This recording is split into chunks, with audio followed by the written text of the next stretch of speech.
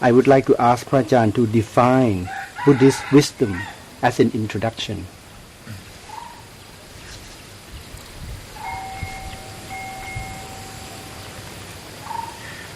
Wisdom is a very imprecise term in the English language.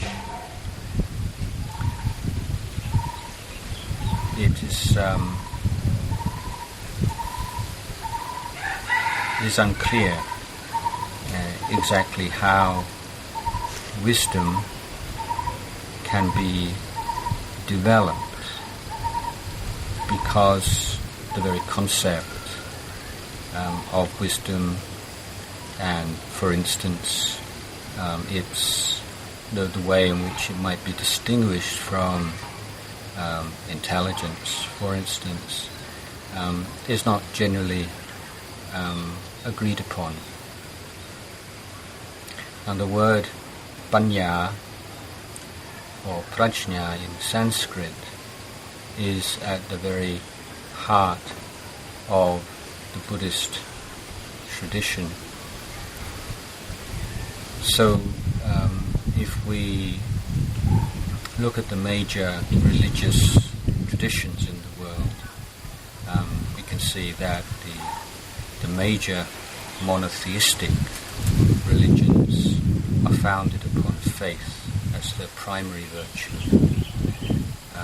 The primary virtue in Buddhism is wisdom. The Buddha realized something we call enlightenment, and he realized enlightenment through wisdom. And that wisdom is the clear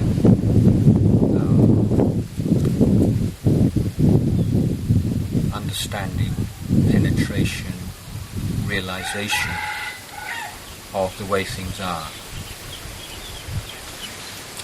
So the underlying concept in Buddhism is that true happiness, true liberation, the highest goal of human endeavor is achieved through wisdom.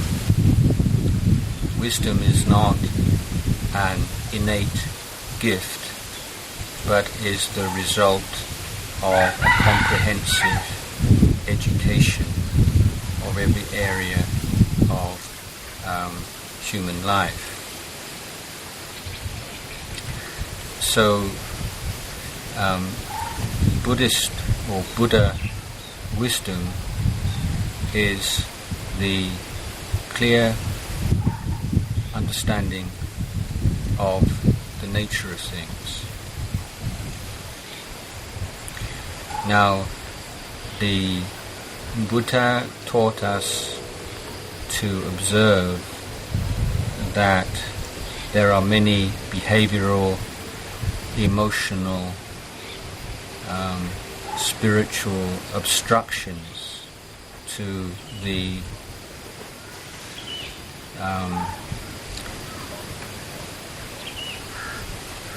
efficient or the complete functioning of wisdom.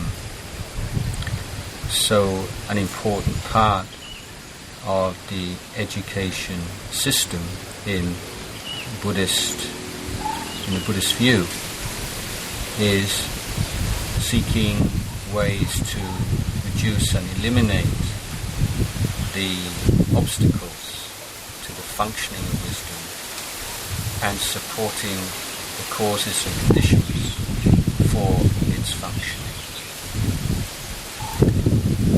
And educate the Buddhist wisdom is then the overall goal of education, and the various stages, areas, disciplines are all conceived as an organic whole, one in which we are encouraging the development of the abilities to understand things clearly in all areas of life.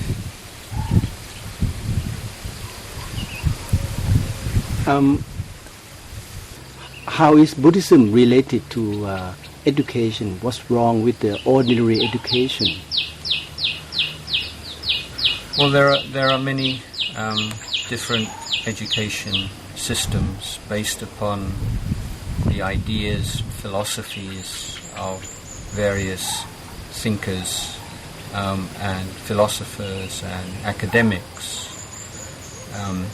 The view here is that an education system built upon the clear understanding, vision of the Buddha will be more effective, more comprehensive than those established upon the more partial and incomplete insight and understanding of the human nature that form the foundation of education systems throughout the world at present.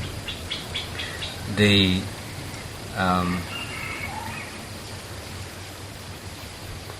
education systems that are to be seen in the world today are not particularly successful. Of course, it's questionable what we would take as a criteria for that, but in the Buddhist view, wisdom must, if it's authentic wisdom, then it should manifest in every area of life. And so, from a Buddhist point of view, the amount of suffering and the problems in the world which are due to human conduct and human behavior are a clear indication of the failure of our education systems. Let me give a simple example. In America, the most wealthy nations in the world, and one in which there is a well-established, recognized education system, then perhaps half of the people in the country are clinically obese, which means that millions and millions of people are not making wise choices in regards to the very basics of human life, such as eating and exercising. So the point is, this is surely a failure of education. If people can develop expertise or a particular body of knowledge in one particular area of life, but are relatively incompetent in other areas of life, the huge number of people in who have good, solid education in the normal definition of that term, but who can only get through their lives through taking medication for depression, for anxiety, can only sleep after taking sleeping pills. The huge numbers of people suffering from mental problems in the world today, the amount of violence and injustice in the world. Certainly we can say, well, those are constants, or at least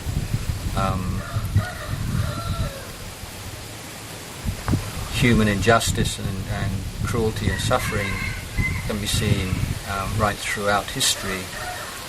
But the question we ask, well, over the past 100 years, 200 years, what effect has the education system that we have had on reducing or eliminating this unnecessary suffering in countries like Thailand, for instance? Can we see any correlation between the huge increase in the size and extent of the education system and the amount of corruption in the country? If education, as is generally understood, was successful, surely we would see less corruption, particularly amongst those most educated. I don't think that that's at all the case. So perhaps some people think, well, what's the use of Buddhist education? So why fix something which is working already? Well, it's not. I don't think it is working. And I think it's also very naive and mistaken of people in this part of the world to assume that they've got it sorted out in the West, and all that we have to do in Thailand is just to adapt the latest developments and latest trends and fashions in Western educational circles. They haven't got it worked out. They're in a mess as well. So I think that an education system based upon an understanding of human nature and based upon tried and tested principles of the development of the human being, both in terms of the elimination of negative qualities and the maximization of positive qualities, is a very exciting experiment and something which it's incredible to think has never really been attempted in a Buddhist country like Thailand before. Could Prajaan explain the four elements of Bhavana, including the two levels of students in a Buddhist wisdom school, plus some examples? Two levels of students. Well, in this Buddhist developmental system, which we are referring to in short as Buddhist wisdom education, is in fact a comprehensive education of every area of the student's life, with the belief that an effective education must be carried on in all these areas simultaneously. So of those four areas, the development, the direct development of wisdom, and the wisdom development, is just one of four areas. So we talk of two outer, two inner. So the two outer areas are concerned with an education of our relationship to the world around us, divided into the material and the social world.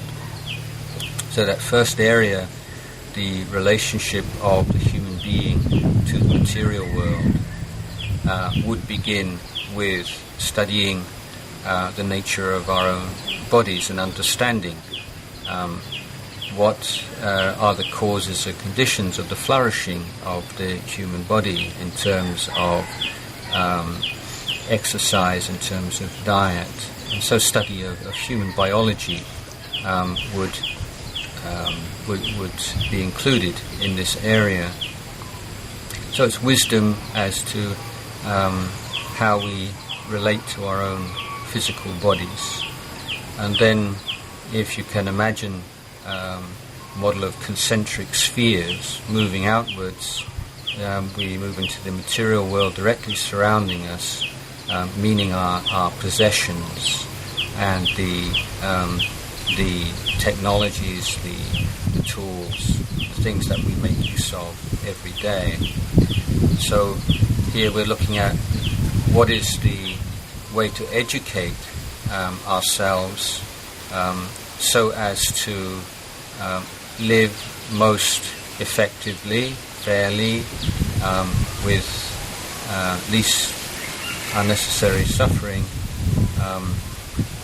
with our relationship to money, with our relationship to technology, with our relationship to, say, our telephone, our computers, and so on and so forth. So these days, with modern communications, so developed and ubiquitous, a wise relationship to computers and social networking and all these kinds of things. These technologies which are developing at such a rapid rate, we need to have a wise relationship to them. And then from there we may, going outwards, looking at our relationship to the environment in which we live in, the material environment, and it's generally acknowledged now that the world is in a very precarious state due to the way we have chosen to develop our economies and to lead our lives. So studying the relationship between humanity and nature and trying to find the wisest and most sustainable way for the human race to live on this planet is an essential part of our education. So of these two outer elements, this first one would include many of the subjects already taught in conventional curriculums, the various physical sciences, for instance, then sport and ecology and all these topics. So it's not that the Buddhist wisdom education system is suggesting a whole new curriculum. It's more or less reordering many of the elements which are already there, putting it within a new framework, and then adding and subtracting where appropriate. The second external area of education is that of our relationship with the social world. And here is a very clear indication of the way in which Buddhism as a religion differs from the monotheistic religions. Monotheistic religions see moral codes as being laid down by a deity, and the duty of the human being is to obey. And there is a reward and punishment system to back that moral code up. In Buddhism, as an education, primarily an education and a means of wisdom development, we start off looking at the principles underlying functional and dysfunctional communities, those things that lead to well-being, flourishing in families and communities, and those things that undermine it. And then learning, seeking ways to reduce and eliminate those things that cause problems in communities and those things which enhance and enrich communities. So using precepts, taking on certain standards of conduct as guidelines for oneself and for communities is one thing to be studied in this area, but also it includes the study of the way to communicate with others, how to work in a team, understanding the principles of good communication, developing communication, social skills, social intelligence, and investigating, looking at the correct relationship to important figures and institutions in one's life. So what's the correct relationship to parents, for instance, to siblings, to teachers, to authority figures, to institutions, to corporations, to governments, and so on. So in this area is including things like study of political science, for instance, and sociology, understanding the way that societies work, anthropology, the way that cultures work. So this whole area of understanding of culture and also of religion as institution, rather than in Buddhist terms the developmental psychology, but also understanding the way that Buddhism has and other religions have developed in the cultural sphere. So this second area then dealing with personal ethics and morality, dealing with the study of the principles underlying healthy and unhealthy families and societies, and studying the ways to reduce the causes and conditions for unhealthy communities and societies, and promoting the cause of healthy, flourishing societies, learning to understand how we live together as human beings. So these in modern education systems now, there's a growing trend towards what's called SEL, social and emotional learning. So in this framework, the social learning is included in this second area, rather than being put together with the emotional learning. So those are the two external areas. Now the third, the development of the heart, and is one which includes the area of emotional learning, emotional intelligence. It's a study particularly of human psychology, but not as an academic subject, although that might be included at some level, but experientially, and understanding and developing skills of dealing with the inner world. So being able to identify, understand, and to deal effectively with negative mental states, such as, for instance, depression, anxiety, anger, and so on, and using, educating, finding skillful means, skillful ways, systematic ways of promoting positive virtues, such as patience and diligence and kindness and compassion, inner resilience and inner peace and awareness, for instance. So this and the fourth area is of the area of wisdom development per se, and in the initial level that's teaching the basic thinking skills, skills of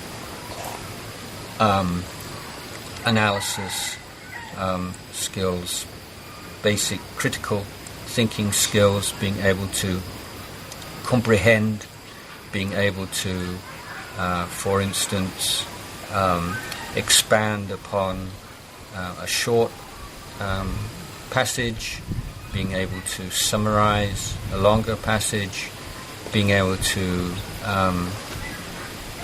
draw parallels, analogies between different concepts, different areas of thought, being able to prioritize, being able to developing decision-making skills, for instance. Then the creative thinking skills,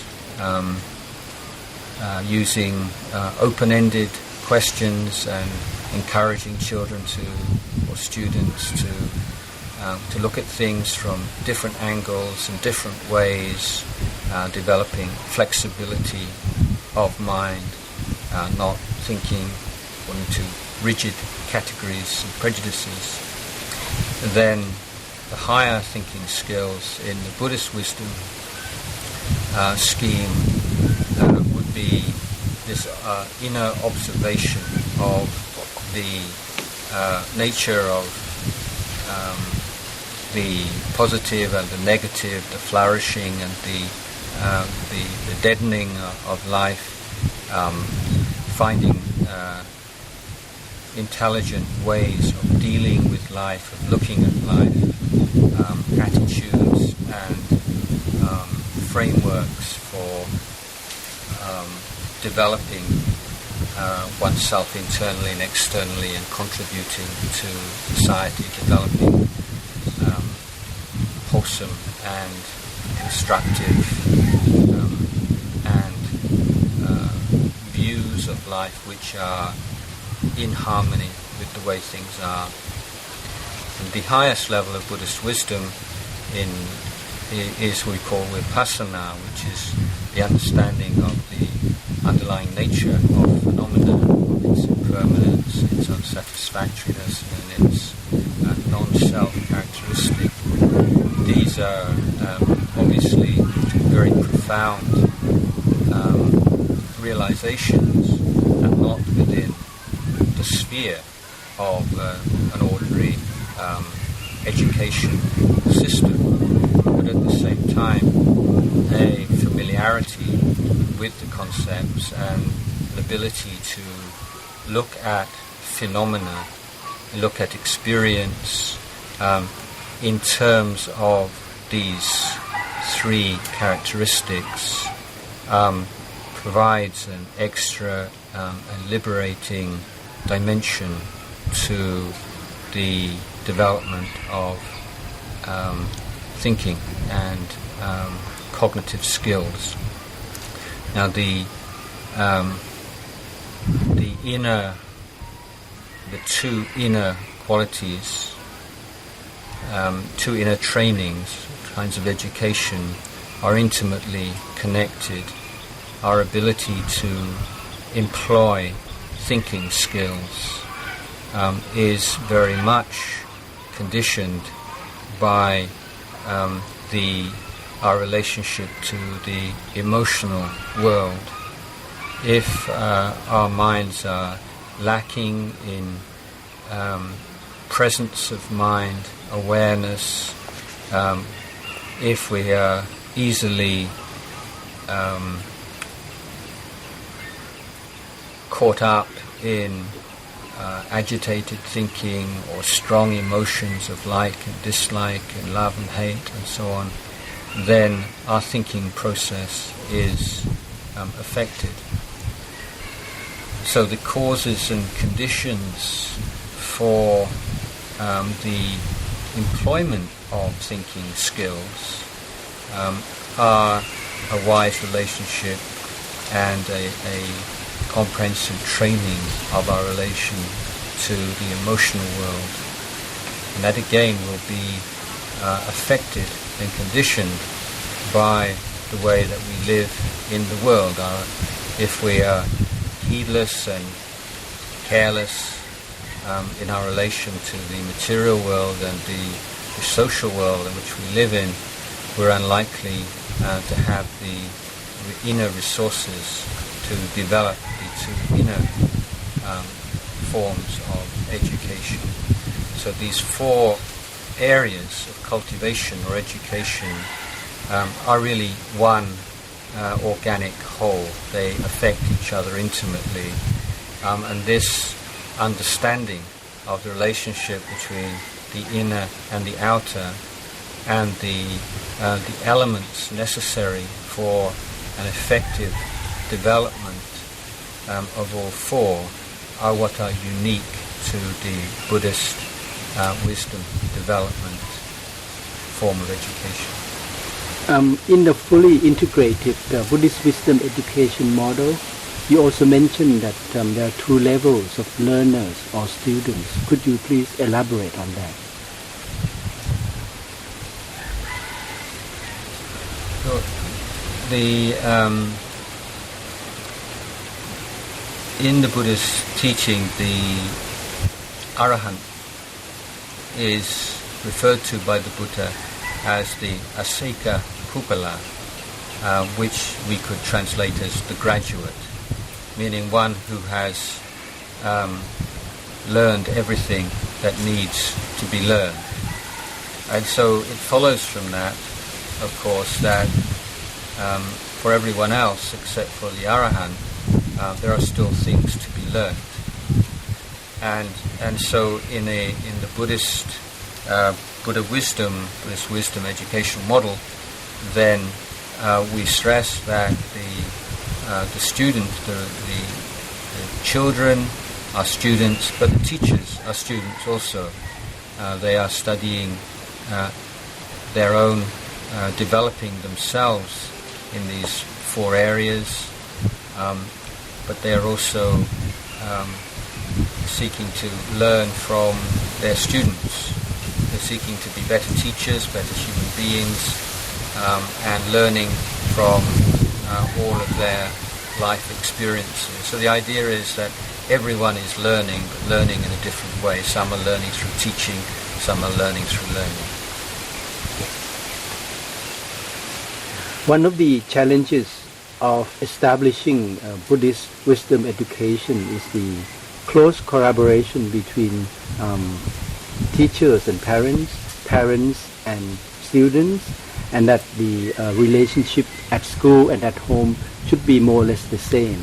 Could you elaborate on how Buddhist wisdom education would try to ensure that this does happen?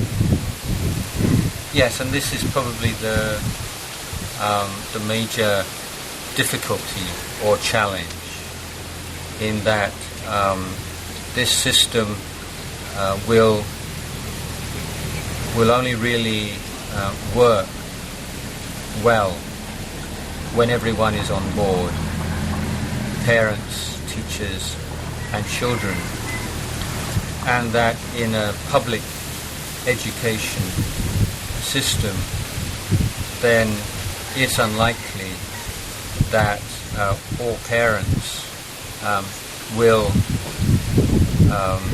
be sufficiently supportive or willing to make changes in their own lifestyle to adapt to the principles of Buddhist education.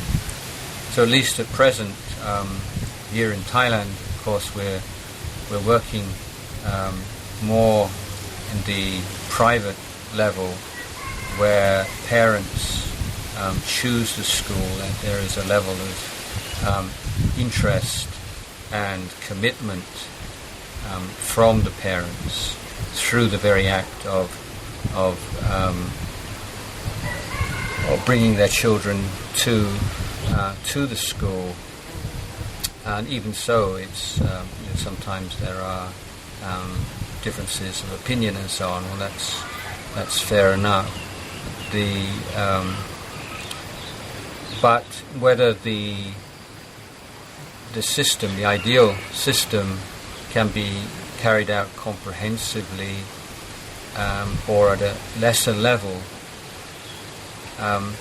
the certain things may be said. One is that there should be constant and continual efforts to create good communication and understanding between these three groups. What is this Buddhist wisdom model? What are its advantages? How is it best supported? What really negates it or undermines it, and how to deal with that. So even if there is not 100% support, and probably there won't be, the underlying principles are constantly being repeated and absorbed.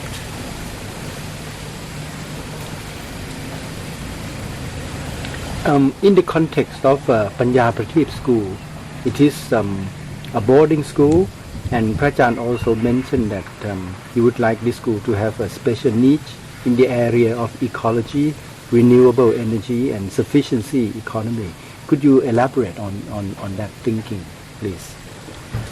Well, given that the Buddhist wisdom model is a new one, and that many Thai people, Thai Buddhists, really don't have a clear understanding of exactly what it is. And people are obviously most concerned for their child's education, and so it's not just that people don't understand, but they have a lot of mistaken ideas. So it's like wrong understanding as well as non-understanding. My suggestion was that in the early years, until the schools, the effectiveness of the school's methods become, we hope, clear, and academic results will put to rest fears on that score, then it would be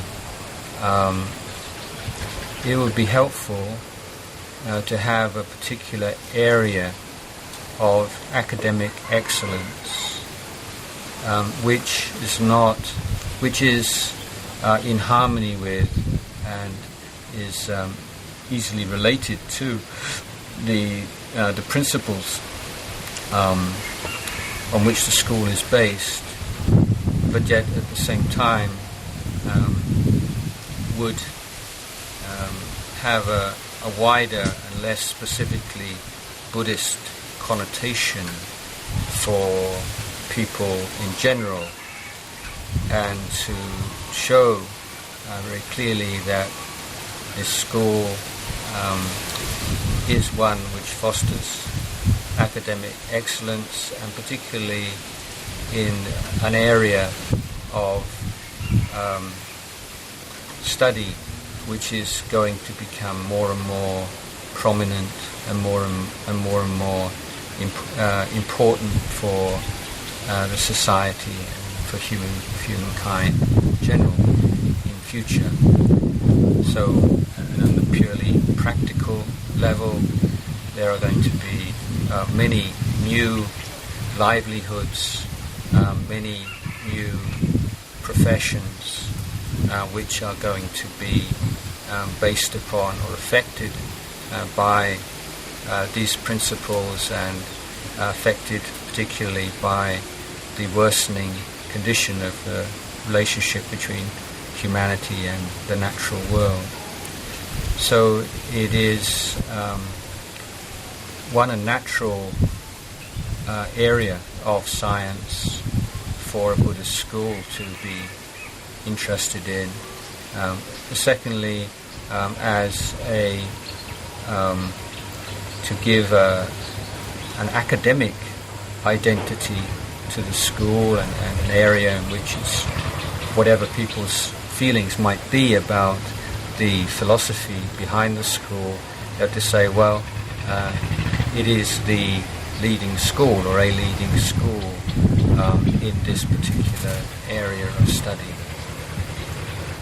In the context of Panyapatip School, which is both a boarding school, it is for secondary level and it is co-education. It seems to be the age group that is very difficult to manage. And then Prajan is advocating Buddhist wisdom education. Part of that is the training of the mind, meditation. While the age group of teenagers, they tend to enjoy being stimulated. How can you ensure that the teenagers, would benefit from this educational model which emphasizes training of the mind? Well, it's not that they are living in a monastic schedule. The formal practice of meditation is not a large part of their life, so it's not that they're being smothered or prevented from expressing themselves or living a normal teenage life. But at the same time, all of us who've been through teenage years know that it's a time of very strong fluctuations of mood and a time in which we, perhaps not ourselves, but we know that people can make serious mistakes in their lives or develop very bad habits which stay with them for a long time. So whether we're talking about primary school children or upper school teenage or university students or people in their 20s or their 30s, principle remains that an intelligent awareness of how the wisest way to relate to the material world and the social world, developing abilities to manage and deal with emotion effectively, then surely developing thinking skills and being able to reflect upon experience, surely those things can only be of benefit to the people involved. If a child is or a teenage is full of anxiety before tests, perhaps throwing up, vomiting, can't sleep at night, be anxious, and then having the skills to be able to calm the mind and to free the mind of that kind of anxiety, is that not, a useful skill for a student? Is it strange that it's not generally considered part of education? Here is a test, and the assumption is that the human being is like a kind of, like a robot or an unemotional being, or that the emotional storm and tension and stress and insecurities and so on of adolescence are somehow nothing to do with the real job of education, which is learning stuff and memorizing it and so on, as if you can put your life into different compartments. One is the education department. What we're saying here is just one human being, and that in the long term the understanding of the nature of stress, tension, anxiety, depression, and so on and so forth, and how to protect the mind against them is absolutely essential, not only to academic excellence, but also to basic happiness and well-being. Can I ask one more question? A major concern of a number of parents are that in this modern world, the competition is very intense in the marketplace, in the business world. If they send their children to the Buddhist wisdom education, they are afraid that if you teach virtue and you teach the student to be nice to other people, to be nice to the environment, they may not be able to compete successfully, and they may become like a prey to other people. What is your answer to that, Ajahn? Well, it's a sad comment on. I must be frank here on the intelligence of the people who ask this question, because it shows a real lack of understanding of what Buddhist teachings are about, what the Buddhist developmental model of education is about. But let me just make a few points.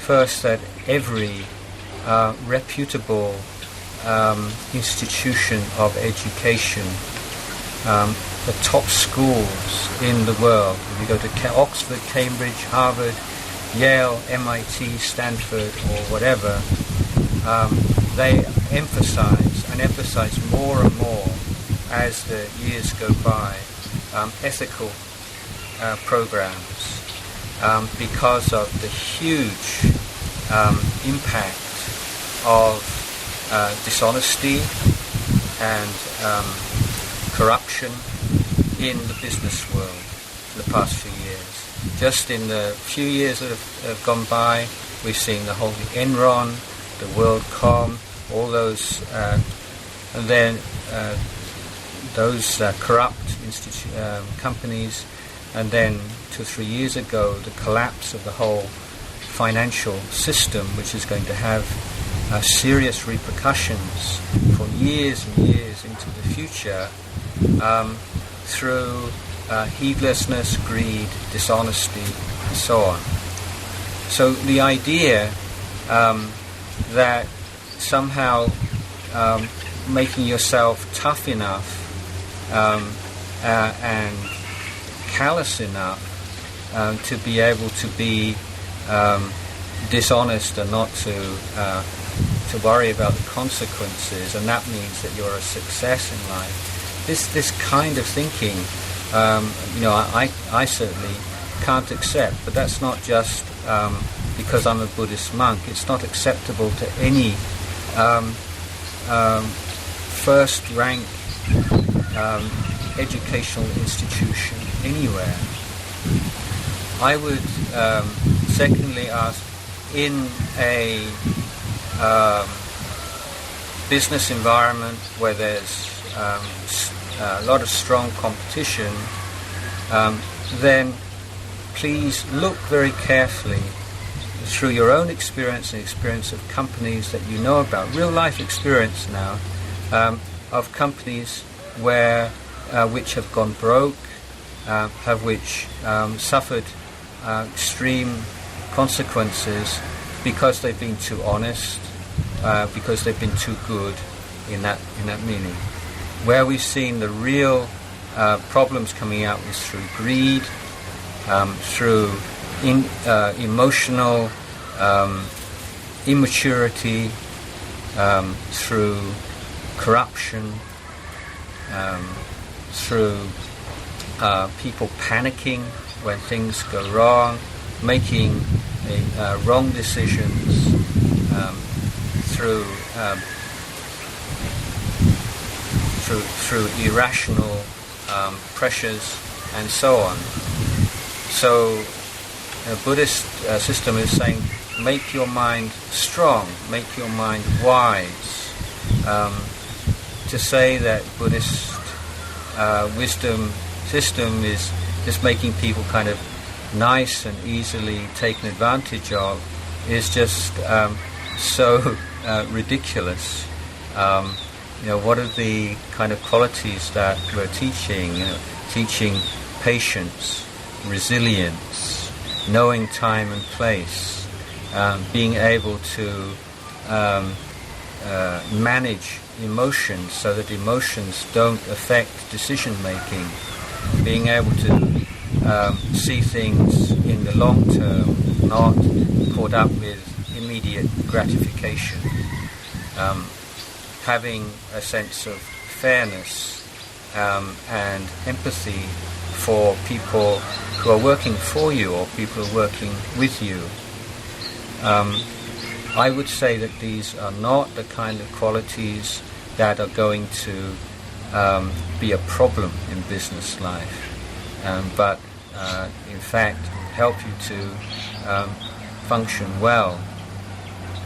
And if somebody is making lots of money but they have a miserable family life, they make everyone else around them miserable, they can only get through day by day by drinking alcohol or by having mistresses and so on.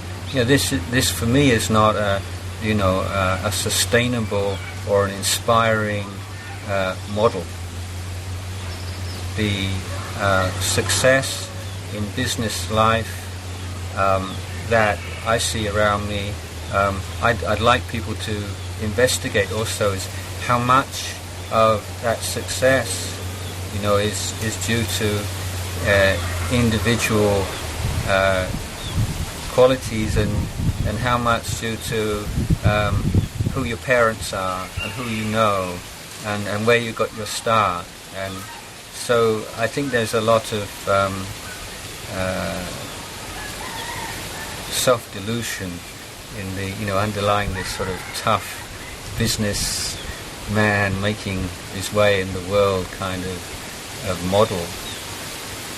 In Buddhist education system we say, compete, but compete with yourself. Compete to make yourself better and better, and when you put that effort into competing with yourself, then you don't feel so tense and you can actually enjoy it. If you're the more bound up you are with these ideas of competition and you don't know how to deal with stress effectively, then your creative thinking powers are affected. Someone who is at peace with themselves and can deal effectively with emotions has the ability to think outside the box, to think creatively that tense people don't. So I reject that argument. I think the only point which I would cede or I would agree with is that if you're living in a corrupt environment and you're corrupt and dishonest, that you'll probably make more money than someone who's honest. But is that something that we're proud of, that we want to teach our children? That this is the real world is you've got to be dishonest. You make dishonest, you'll make a lot of money. Then I think that's part of the reason why we have so many problems in society, because people accept that kind of argument.